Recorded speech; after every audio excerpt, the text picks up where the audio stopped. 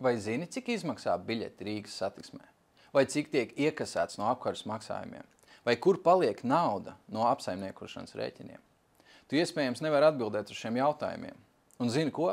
Tu neesi vienīgais. Iedzīvotāji jau sen izjūt neusticēšanos pašvaldības uzņēmumiem. Rīgas siltums, Rīgas satiksme, Rīgas nama pārvaldnieks tiek kļuvuši par noslēgtām kastēm. Mēs piedāvājam skaidru un godīgu risinājumu. Neatkarīgs audits katram uzņēmumam reiz 2 gados. Veids akreditācijas institūcijas, rezultāti publiski pieejami ikvienam. Tā dara Tallinna, tā dara Viļņa, tā darīsim arī mēs. Caurspīdība nav greznība. Tā ir tiesības zināt, kā tiek izmantot tava nauda. Jo tikai tad, kad zinām, varam prasīt atbildību. Un tikai tad, kad ir uzticēšanās, pilsēta var virzīties uz priekšu. Rīga pieder cilvēkiem, ne tās sistēmai. Vai tev ir sajūta, ka apkurs sezonā Rīgā maksā par siltumu vairāk nekā vajadzētu? Tu neesi viens.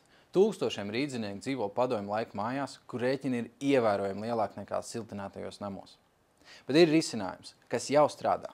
Rīgā jau ir 100 siltinātu māju, Purvciemā, Ziepniekalnā, Imantā. Tur rēķini krītas, īpašuma vērtība aug, apkārtne kļūst pievilcīgāka. Mēs piedāvājam paplašināt pašvaldības līdzfinansējumu un padarīt siltināšanas programmu pieejamu ikvienai mājai.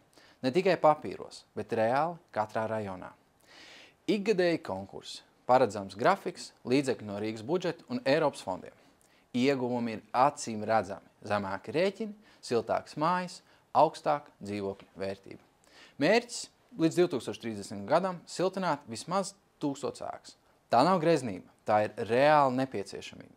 Un tā ir godīga politika tiem, kas dzīvo, strādā un maksā rēķinus Rīgā.